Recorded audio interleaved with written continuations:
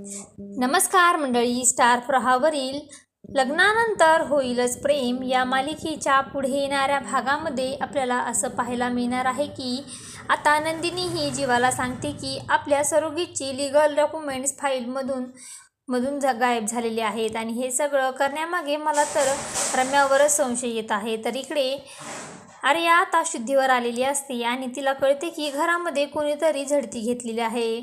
Fuse ठीक करायला आलेला त्या व्यक्तीने तर केली नसेल ना असा तिला विचार येऊ लागतो। तर आपल्या फाईल चोरीला गेली ती मुलगी नक्की कोण होती आणि तिने मला बेशुद्ध का केलं असेल असा विचार आता आर्या करू लागते। तर गुरुजींनी दिलेल्या संकेतामुळे मानिनी सुद्धा खूपच घाबरलेली असते। नक्की 16 ऑगस्टला आपल्या कुटुंबावर काहीतरी संकट येणार आहे अशी तिला चाहू लागते। तर दुसरीकडे आता काव्या सुद्धा खूपच घाबरलेली असते।